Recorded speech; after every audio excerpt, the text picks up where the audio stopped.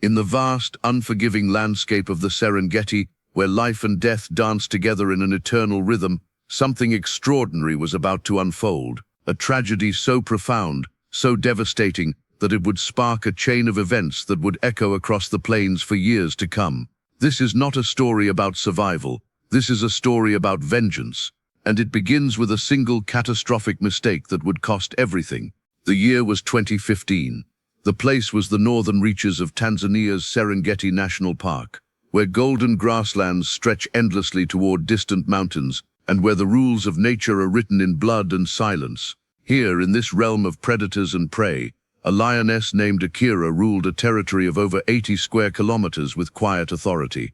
She was not the largest lioness in her pride. She was not the fastest hunter, nor the most aggressive fighter, but Akira possessed something far more valuable than raw physical power. She possessed intelligence, strategic brilliance, and an unwavering commitment to her cubs that bordered on obsession.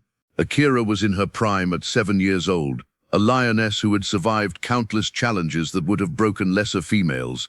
Her coat was a burnished gold, marked with the faint scars of battles won and losses endured. Her eyes held the ancient wisdom of a mother who understood, in her very bones, that the wild offered no mercy to the careless or the weak. She had given birth to 2 cubs in the spring of that year, 1 male and 1 female, born during the brief window of abundance when the herds migrated north and prey was plentiful. But this year was different. This year something darker was stirring in the Serengeti. A coalition of 5 nomadic male lions had crossed into the region from the Masai Mara, seeking territory, seeking power, seeking to claim what others had built.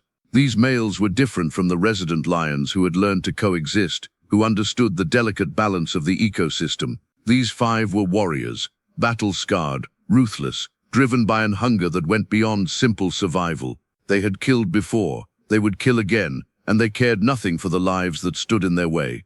The first mistake came on a sweltering afternoon in late September. Akira had left her 2 cubs hidden in a dense thicket of acacia trees, protected by thick thorns and rocky outcrops.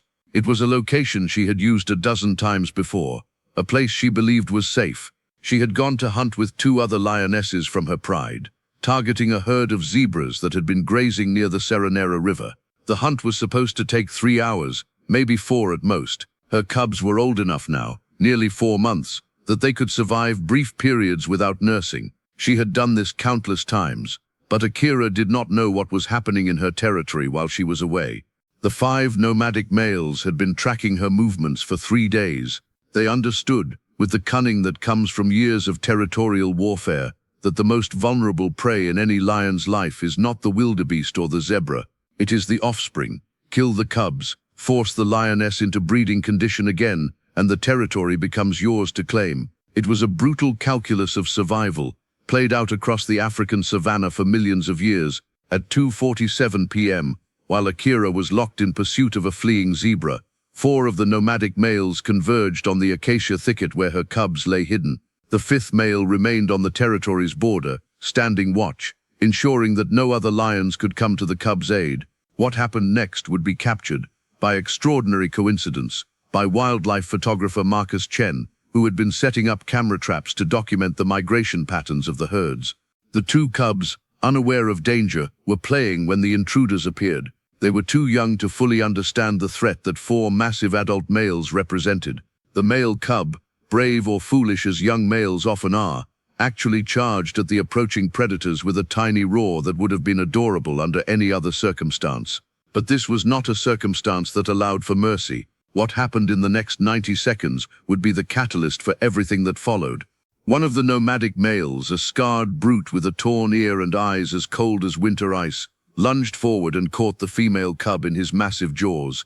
She died instantly, her small body no match for 400 pounds of muscle and predatory fury. The male cub tried to run, scrambling desperately through the acacia branches, his instincts screaming at him to survive. For a moment, just a moment, it seemed he might escape. He burst through the thorny undergrowth and bolted toward open ground, his tiny legs carrying him as fast as they could. But there was nowhere to run.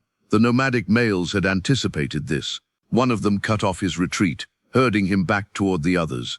The cub's panicked cries echoed across the plains, a sound so desperate, so heartbreaking, that even the nearby zebras froze in their tracks, recognizing the death song of a child. The male cub died 73 seconds after his sister. The nomadic males did not feed on the bodies. That was not the point. They left the small, broken forms where they fell, blood staining the golden dust, and walked away into the late afternoon heat as if they had merely swatted insects. Their work was done. The territory's heir apparent had been eliminated, and the mother's grief would soon force her back into reproductive cycling. The territory, rich with prey and water sources, would be theirs to claim. They did not know they had made a terrible mistake. They did not know that in doing so, they had awakened something in Akira that transcended normal animal behavior. They did not know that they had just declared war with a lioness who would hunt them across 9 days and nights of unrelenting vengeance. They did not know that they had given birth to a legend. At 4:15 p.m., Akira returned to the thicket. The hunt had been unsuccessful.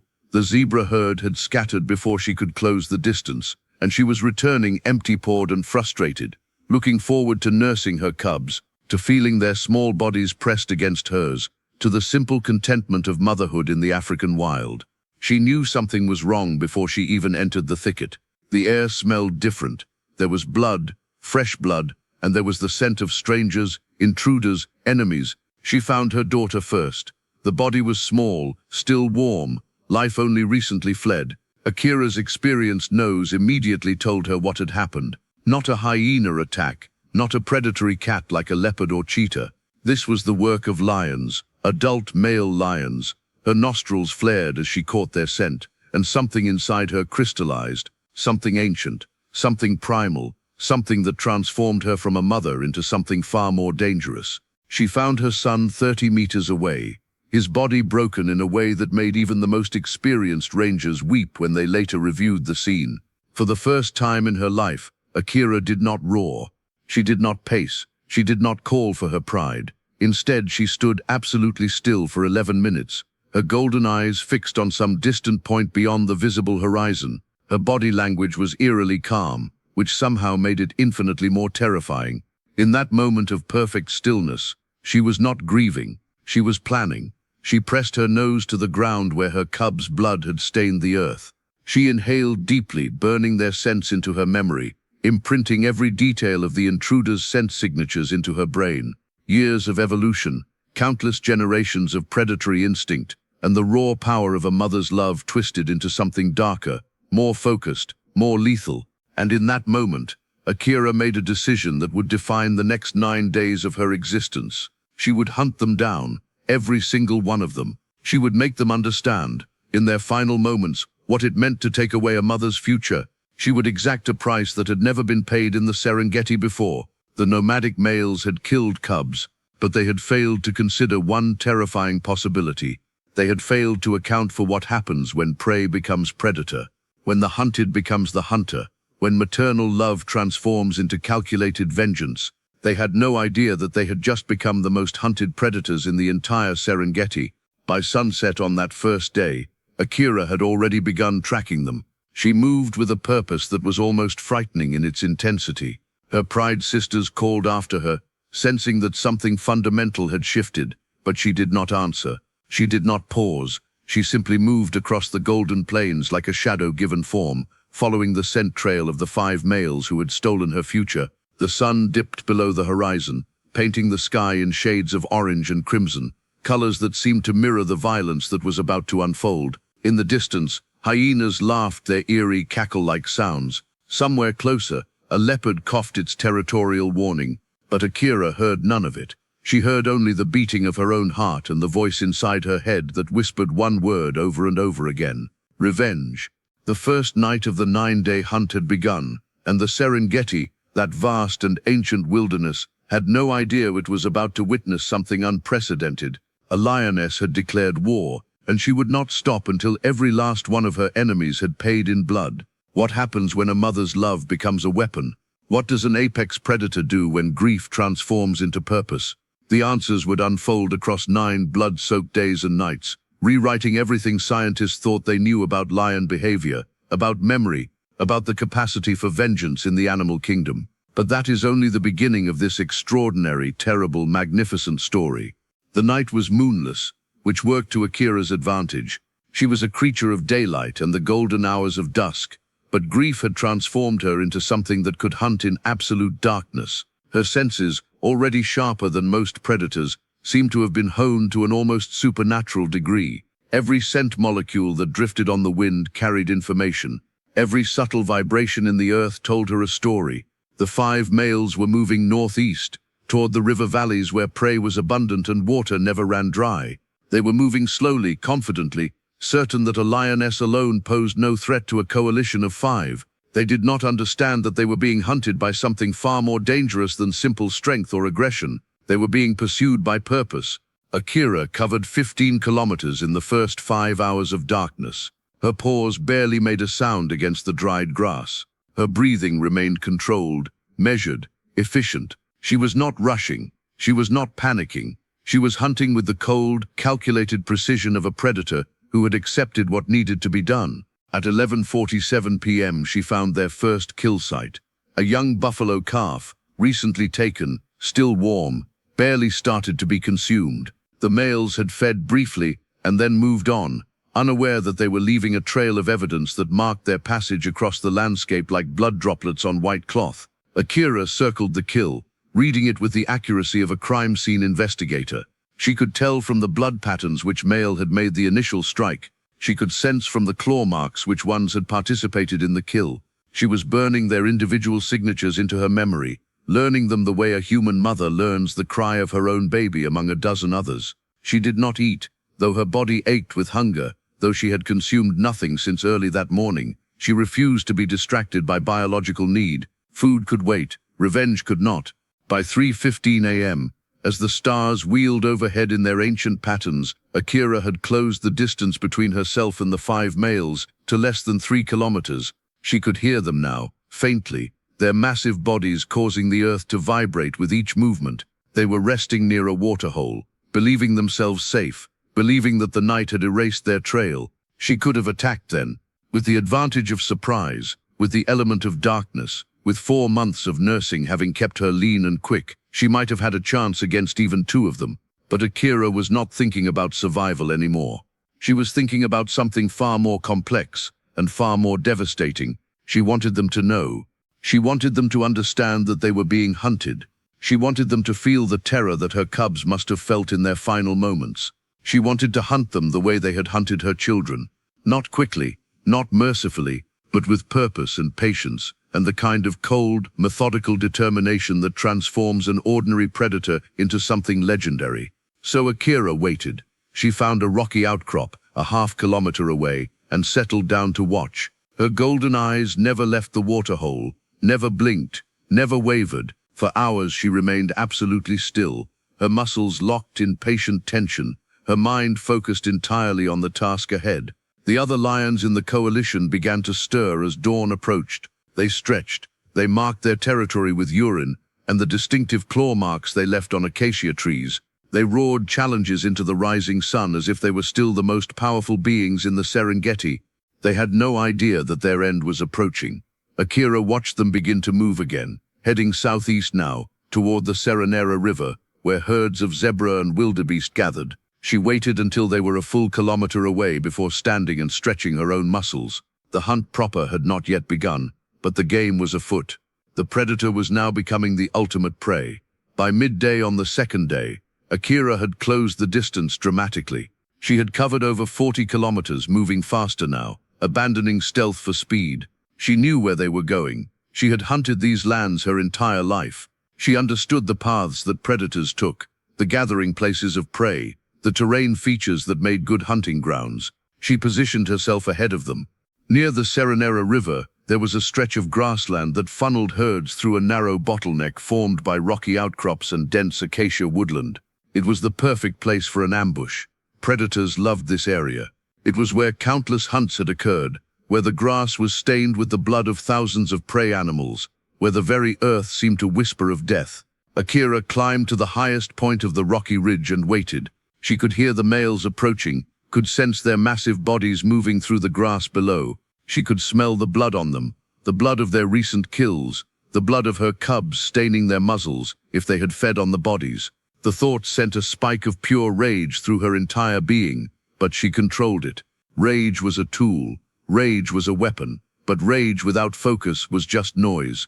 At 2:37 p.m. they came into view. 5 massive males, moving in loose formation, their dark manes rippling in the hot afternoon breeze. The largest one, the scarred male with the torn ear who had killed her daughter, walked slightly ahead of the others. Akira's muscles tensed. Every fiber of her being screamed at her to attack, to launch herself down the rocks and tear into them with everything she had. But she did not yet. Instead, she released a roar. It was not a territorial roar or a hunting call. It was something else entirely. It was a challenge. It was a declaration. It was the sound of a lioness announcing to the world that she was coming for them, that nowhere they went would be safe, that their days were numbered. The roar echoed across the Serengeti, carrying for miles, and when it reached the ears of the 5 males, something inside them froze. They knew that roar. They recognized it, even if they could not consciously understand why. This was the mother. This was the lioness whose cubs they had killed, and she was hunting them. For the first time, fear entered their predatory hearts. They bolted. The 5 males scattered in different directions, each one seeking the safety of distance, the security of separation. But Akira had anticipated this. She had been hunting for 2 days straight, studying their patterns, learning their instincts, understanding their psychology. As they broke apart, she focused on one, the scarred male, the killer, the one whose jaws had closed around her daughter's small body. She launched herself down the rocks with a speed that seemed impossible for an animal her size. Her paws hit the ground running, already at full sprint, covering ground with each bound that would have taken a human several strides. The scarred male, burdened by his massive size and the exhaustion that came from already hunting that day, could not match her speed. Akira was faster, and more importantly, Akira was more motivated. She tackled him just as he reached the shelter of an acacia thicket. They went down in a tangle of claws and teeth, dust exploding around them in a cloud that obscured them from view. The other 4 males hesitated, sensing that one of their coalition was in trouble, but they did not return.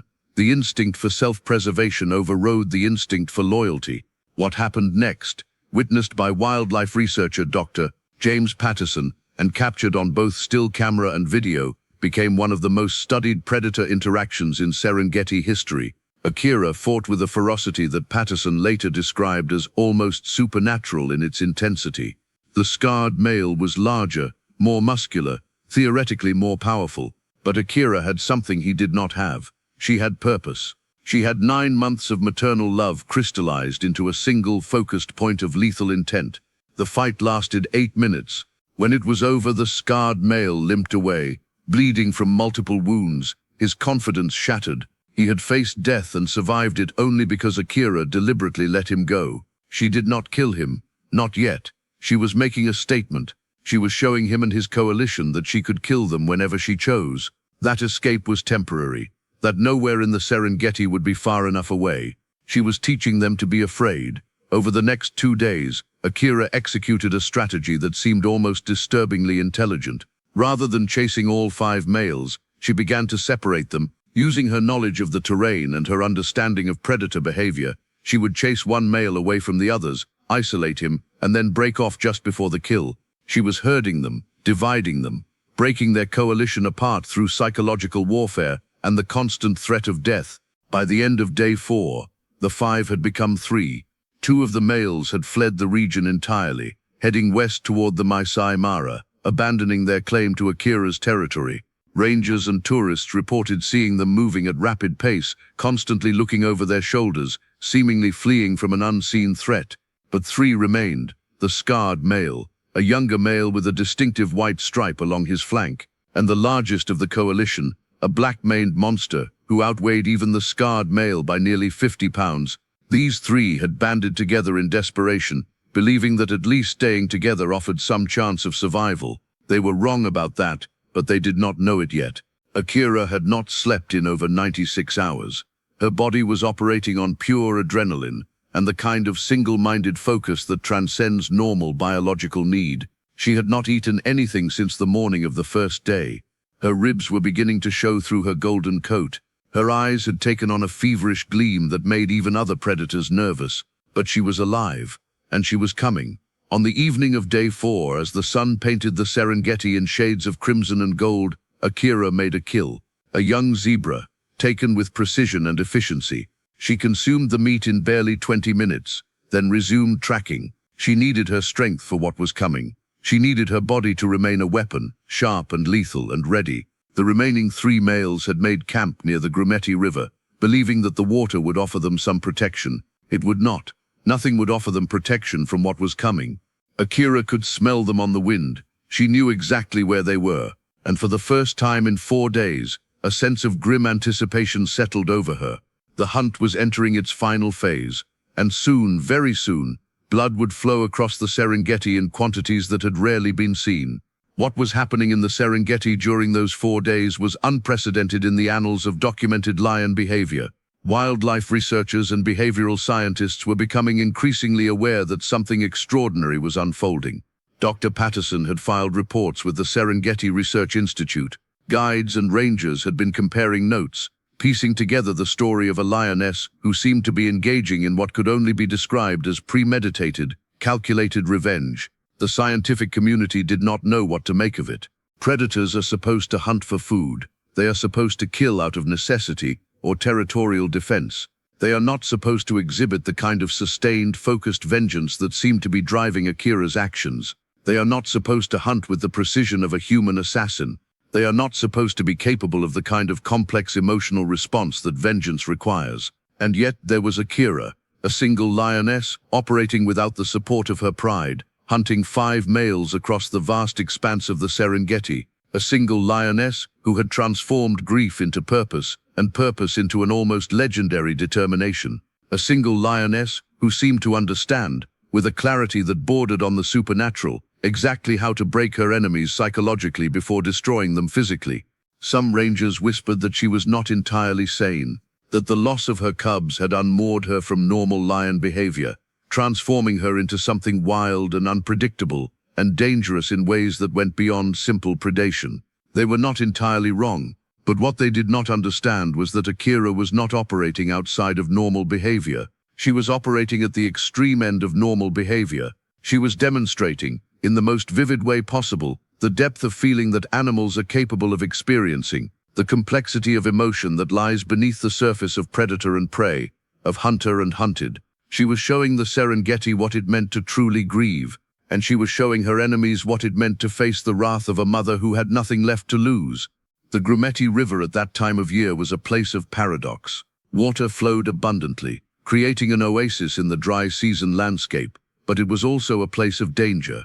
Crocodiles lurked in the deeper pools, massive prehistoric reptiles that could grow to 18 feet in length and weigh over 1,000 pounds. Hippos claimed territory in the deeper channels, animals that were just as dangerous as any big cat, capable of crushing a lion's skull with a single bite. It was a place where the rules of the savannah shifted, where water itself became as much a threat as any predator. The 3 remaining males had settled on a sandy spit of land jutting into the river, believing that the water on 3 sides offered some protection. They were exhausted. For 5 days they had been running, always looking over their shoulders, always listening for the sound of paws on grass that signaled Akira's approach. Their manes were matted with sweat and dust. Their eyes held the hollowed look of creatures that had glimpsed their own mortality and understood, finally, that they were not invincible. Akira arrived at sunset. She did not approach directly. Instead, she took a position on the opposite bank of the river, simply sitting and watching them across the water. The scarred male spotted her first, his massive frame rising from the sand where he had been attempting to rest. He released a roar, a sound that was supposed to be challenging and dominant, but which came out instead as something almost desperate, a cry for help, a prayer to a god that had long since stopped listening to the pleas of predators. The other 2 males rose as well. They stood together on the spit, 3 massive creatures facing a single lioness across the barrier of water. To any observer, it would have seemed that the males had the advantage, 3 against 1, territorial advantage, water that would slow any charge. Yet everyone who witnessed the scene understood, with a bone-deep certainty, that the lioness was winning, because Akira had something they did not have. She had already won before the first blow was ever struck. She had won when she had forced them to flee. She had won when she had hunted them across the landscape for 5 days without rest. She had won when she had separated them from their coalition, breaking their unity and their will to resist. What was about to happen was merely the execution of a verdict that had already been rendered. Akira entered the water. The Grimetti was not particularly deep at this point, perhaps 4 feet at its deepest. She waded in deliberately, never taking her eyes off the 3 males. The crocodiles, sensing a large predator in their domain, began to move. Rangers watching from a distance through binoculars noted 3 separate ripples in the water, converging on Akira's position. The hippos too were becoming interested, though they maintained their distance. The scarred male made a decision that would prove to be his last terrible mistake. He charged into the water to meet Akira. The footage captured by Dr. Patterson shows the moment of impact with crystalline clarity. Akira and the scarred male collided in the river with tremendous force, the impact creating a spray of water that caught the light of the setting sun and transformed it into a momentary halo of blood-tinged mist. They went under. The water churned, and when they surfaced, it was clear that something fundamental had shifted. The scarred male was drowning, not from the depth of the water, but from Akira. She had achieved a grip on his throat, and she was holding him under with the strength of pure rage and pure will. His massive body thrashed, sending up geysers of water, his eyes bulging as his lungs began to burn. Crocodiles circled, attracted by the struggle, but they kept their distance. Even prehistoric predators understand when to avoid a battle they cannot win. 30 seconds passed. 45 seconds. The scarred male's thrashing began to slow. His movements became less coordinated, more desperate. The other 2 males, frozen on the sandy spit, watched in horrified silence as their coalition brother died in the river, as the water that they had thought would protect them became his tomb. 60 seconds. The scarred male's body went limp. Akira released him and turned toward the other 2. She waded out of the river, water streaming from her coat, blood mixing with the river water in patterns that seemed almost artistic in their horror. Her eyes were fixed on the white-striped male and the black-maned giant. She did not roar. She did not threaten. She simply walked toward them with the inevitability of fate itself. The white-striped male broke first. He bolted from the sandy spit, splashing through the shallows, scrambling up the opposite bank. Akira did not chase him. She let him run. That male would carry the memory of this night with him for the rest of his life. He would bear witness to what he had seen. He would tell the story, in the language of predators, of a lioness who had hunted and killed without mercy. That was punishment enough. The black-maned male, however, stood his ground. Perhaps he was too exhausted to run. Perhaps he had accepted his fate. Perhaps some deep instinct told him that flight was pointless, that Akira had already decided his end, and there was no escape from the inevitable. He simply stood on the sandy spit as the water-soaked lioness approached, his massive body trembling, his eyes locked with hers. What happened next was, according to Dr. Patterson's field notes, the most intense predatory engagement I have ever witnessed. There was no sound, no roaring, no dramatic display, just 2 apex predators engaged in a battle that transcended simple physical combat. It seemed in that moment that the lioness was not just fighting the male. She was fighting for the right to determine the future of the entire Serengeti. She was fighting for justice. She was fighting for her cubs. The battle lasted 4 minutes. The black-maned male fought with all the strength and skill of a predator who had survived his entire life through violence and aggression, but he was fighting a lioness who was operating at a level of consciousness that transcended normal animal behavior. She was fighting with the fury of maternal grief. She was fighting with the precision of calculated vengeance. She was fighting with the single-minded determination of a creature that had given everything she had to this moment. When it was over, the black-maned male lay motionless on the sandy spit. Akira stood over his body, breathing heavily, her chest heaving with exertion and emotion. For the first time since her cubs had died, since this entire terrible journey had begun, something shifted in her eyes. The fevered intensity gave way to something that looked almost like exhaustion, like the realization that something fundamental had changed. She had killed the 2 males who were directly responsible for her cubs' deaths. One remained. The one who had fled the territory on the first day of the hunt. By all accounts, he was no longer in the Serengeti. Rangers reported seeing a solitary male lion moving rapidly toward the Masai Mara, his dark mane disheveled, his movements erratic, his behavior suggesting a creature that had lost something essential. But Akira knew something that the Rangers did not know. She knew that predators always return to the places that comfort them. She knew that the Masai Mara was only 30 kilometers away. She knew that it was only a matter of time before the fleeing male decided that safety had been found, that the danger had passed, that he could return to claim at least some portion of the territory he had tried to conquer. And when he did return, Akira would be waiting. For 2 days, Akira barely moved. She established a position on the border between the Serengeti and the Masai Mara, in a territory she knew intimately, marked by distinctive rock formations and acacia groves that had been landmarks in her mental map her entire life. She rested, finally, allowing her body to recover from the incredible physical and emotional toll of the past 6 days. But she did not truly sleep. Instead, she entered a state of hypervigilance, a condition where her senses were tuned to the most minute changes in her environment. She could hear a lizard moving 50 meters away. She could smell the scent of a distant pride of lions 2 kilometers off. She could feel, through the vibrations in the earth, the approach of any large predator from remarkable distances. She was waiting, and predators are patient creatures. The Serengeti, during those 2 days, seemed to hold its breath. Rangers and guides who operated in the region reported an unusual quiet. The normal sounds of the savannah seemed muted. Prey animals moved with extra caution. Even the birds seemed to sing less enthusiastically, as if the land itself understood that it was holding space for something profound to occur. Scientists studying the region began to compile data on Akira's hunt. Dr. Patterson's research team had documented every significant moment of the 5-day pursuit. They had tracked her movements using radio telemetry. They had interviewed guides and rangers who had observed portions of the hunt firsthand. What they were assembling was a comprehensive portrait of behavior that was impossible to explain using traditional predator-prey models. Dr. Sarah Chen, a behavioral ecologist at Oxford University who would later publish groundbreaking research on the incident, noted in her field journal, "We are witnessing something that challenges the fundamental assumptions of animal cognition.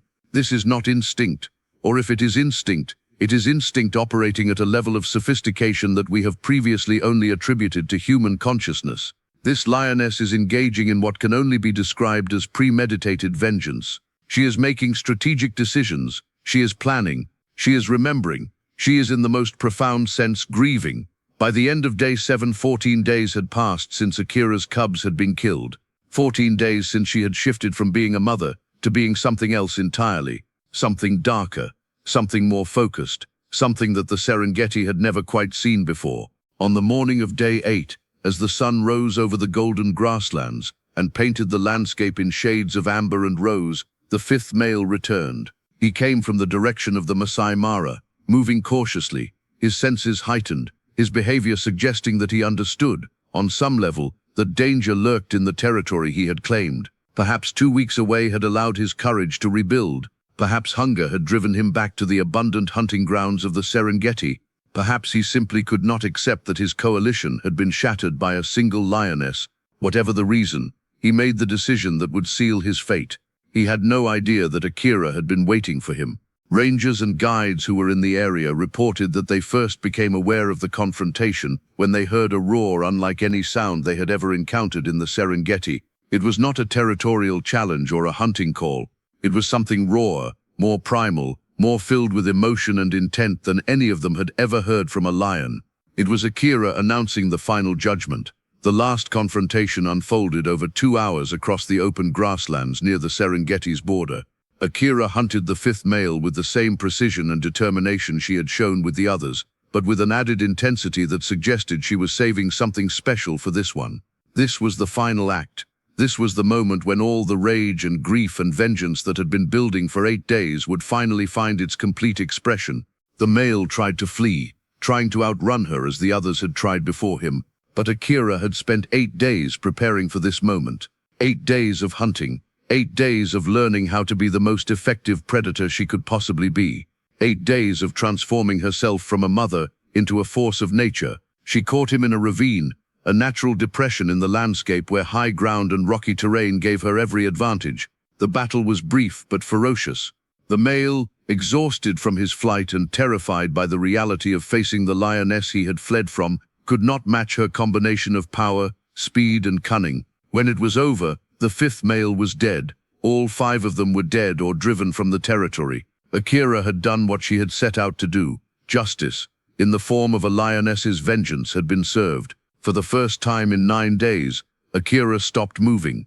She found a rocky outcrop, overlooking the plains where she had raised her cubs, where she had nursed them and protected them and taught them the ways of being a lion in the Serengeti. And there, as the sun set on the 9th day, she lay down and released a roar that carried across the entire ecosystem, a sound so filled with grief and finality and closure that every creature within 10 kilometers fell silent in respect. The Serengeti had witnessed the hunt. The world had received a message written in blood and vengeance, and the terrible price of taking away a mother's future. Akira had paid that price, and in paying it, she had become something more than a lion. She had become a legend. In the days that followed the 9th day of Akira's hunt, something remarkable happened. The lioness did not retreat into isolation or depression, as many observers had expected. Instead, she returned to her pride with a quiet dignity that seemed to mark a fundamental shift in her status within the group. The other lionesses who had watched her departure with concern and confusion now greeted her return with a respect that bordered on reverence. They seemed to understand, through channels of communication that humans could barely comprehend, that one of them had done something extraordinary, that one of them had challenged the very laws of the savannah and emerged victorious. Within days, Akira had reassumed her role as a hunting partner and pride member, but something about her had changed permanently. The other females began to defer to her in ways they had not done before.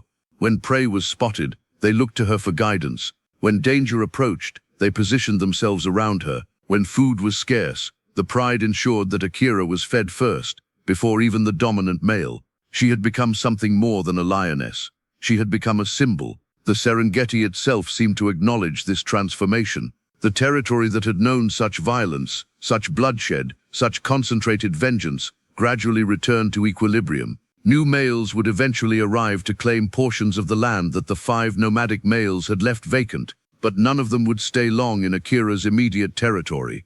Ragnars noted that transient males seemed to recognize something in the landscape, some echo of what had transpired, and chose to hunt elsewhere. Over the following months, as the dry season gave way to the rains and the Great Migration began its annual journey across the plains, Akira's life gradually returned to a rhythm that approached normalcy. She hunted with her pride. She established her position within the social hierarchy. She gradually, over time, began to allow other males to approach her, and within a year of her cub's death, she had given birth again. 2 new cubs, male and female, carrying the genes of a lioness who had demonstrated, in the most vivid way possible, the depths of maternal love and the terrible price of transgression. Meanwhile, the scientific community was grappling with the implications of what had been documented in the Serengeti. Dr. Patterson's detailed field notes, combined with video footage and the observations of dozens of guides and rangers, had created a body of evidence that was impossible to ignore. Papers began to be published. Conferences were held. The incident became the subject of intense debate within the fields of animal behavior, evolutionary biology, and conservation ecology. The central question that emerged from this scholarly discussion was deceptively simple. Was Akira's behavior exceptional, or was it simply an extreme manifestation of normal lion behavior that had been catalyzed by extraordinary circumstances? Dr. James Patterson published his findings in a landmark paper titled Documented Evidence of Premeditated Vengeance in Panthera leo, a case study from the Serengeti. In the paper, he argued that what Akira had demonstrated was not aberrant behavior, but rather an extension of normal predatory and protective instincts operating under conditions of extreme emotional stress. He wrote, "The lioness known as Akira engaged in behavior that, while extreme, was not fundamentally different from the protective responses documented in countless other species when offspring are threatened. What made her case exceptional was not the nature of her response, but rather its duration, its focus, and its sophistication." Dr. Sarah Chen published a complementary study focused on the cognitive aspects of Akira's hunt. She had constructed detailed maps showing Akira's movement patterns, analyzing her strategic decisions, and documenting the ways in which the lioness seemed to learn and adapt her hunting approach over the 9 days.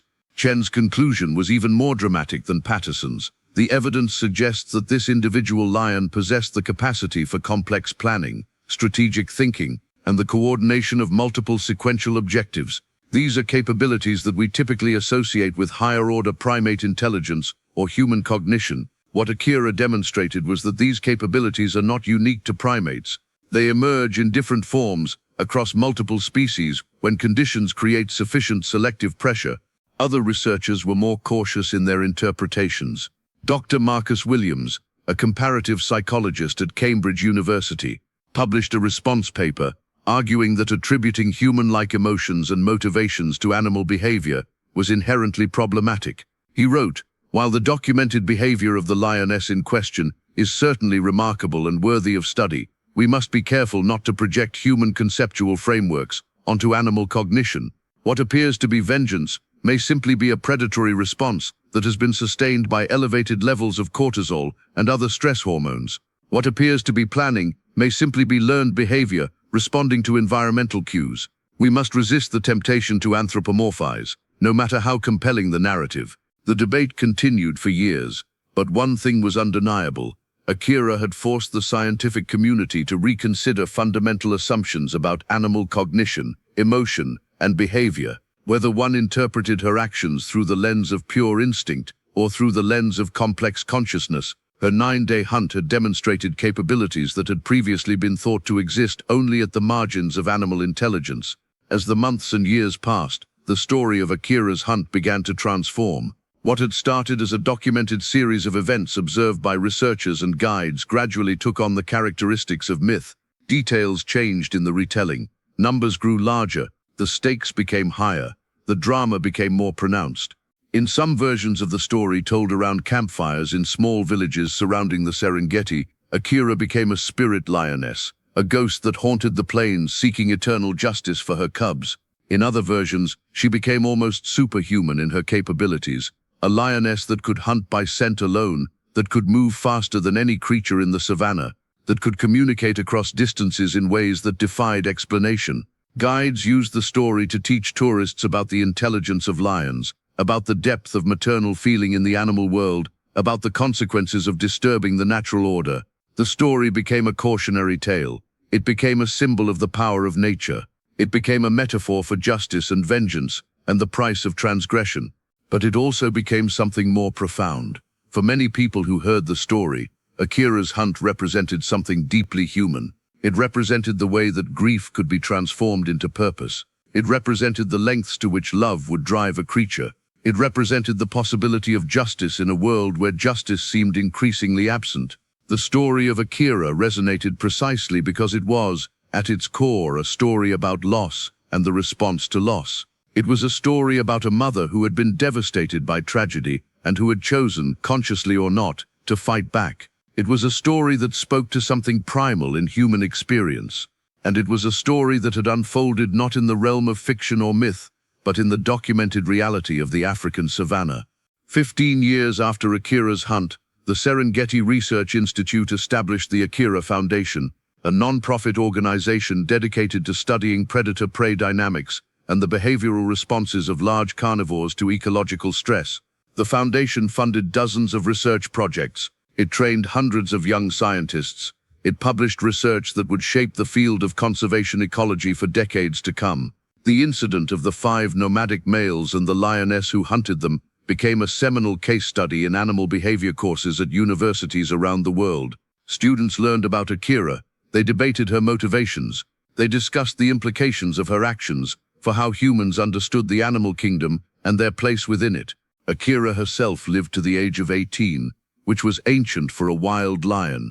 She survived droughts and injuries and the countless challenges of life in the Serengeti. She raised multiple litters of cubs, all of them healthy and strong. She became the matriarch of her pride, a role she filled with the same quiet authority and strategic brilliance that had defined her throughout her life.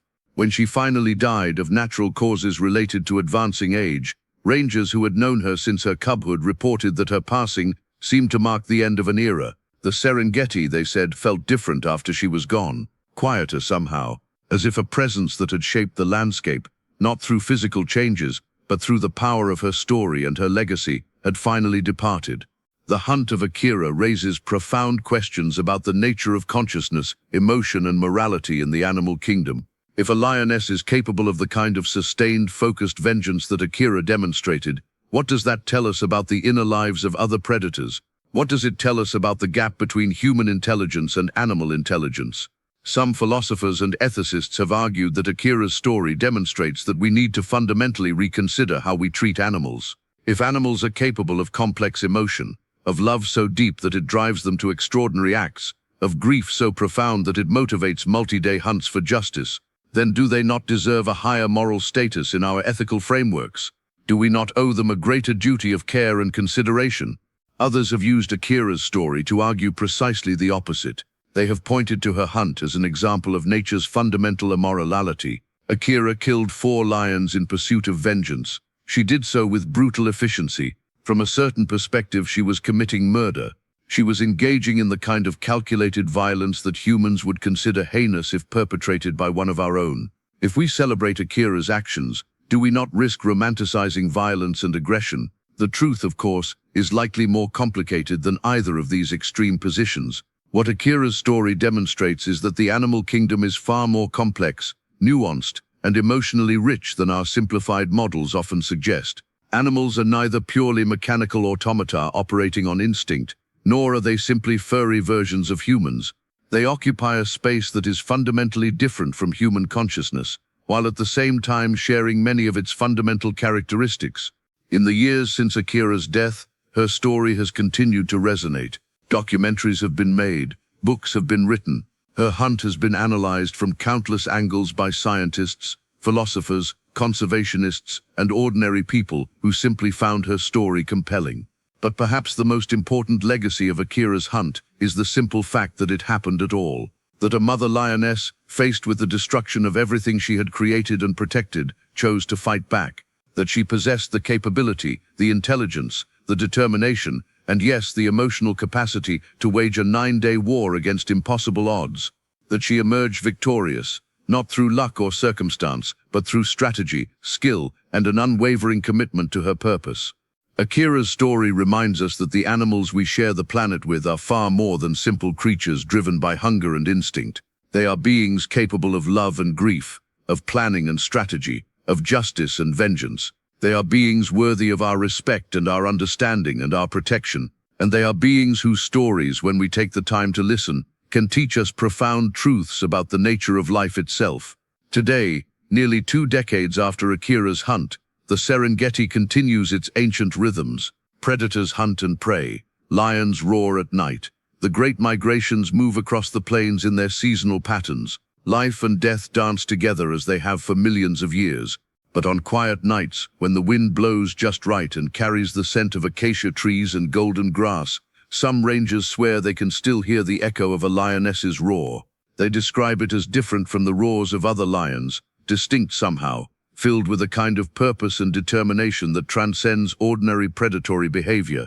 Whether this is true or simply the power of story and myth working on human imagination, no one can say. But what is undeniable is that Akira changed something fundamental about how we understand the Serengeti and the creatures that inhabit it. She demonstrated that maternal love knows no limits, that grief can be transformed into purpose, that justice, in all its terrible forms, can be pursued with a dedication that transcends species and consciousness, and that sometimes, when everything is taken from you, the only response is to fight back with every fiber of your being. Akira was a lioness, but her story is human in all the ways that matter. It is a story about loss and revenge, about love and justice, about the price of transgression and the power of a mother's will. It is a story that will be told around campfires in the Serengeti for generations to come. A story of the lioness who hunted for 9 days and 9 nights. A story of a mother's vengeance and a territory's reckoning. A story that reminds us, every time we hear it, of the profound connection that binds all creatures together. The connection of love, the connection of family, the connection of survival, and the terrible price of standing between a mother and her purpose. In the end, Akira's 9-day hunt was not just a predator tracking and killing rival males. It was a demonstration of something far more fundamental. It was a demonstration of the power of love. And love, as every creature in the savannah understands, is the most powerful force in nature. More powerful than teeth or claws. More powerful than size or strength. More powerful than all the weapons that evolution has bestowed upon the predators of the Serengeti. Love is what drove Akira across 9 days and nights of relentless hunting. And love is what makes her story one of the most profound and meaningful tales ever told about the African wilderness. The Serengeti remembers Akira, and it will continue to remember her, as long as lions roar beneath African skies and mothers fight to protect the futures of their young.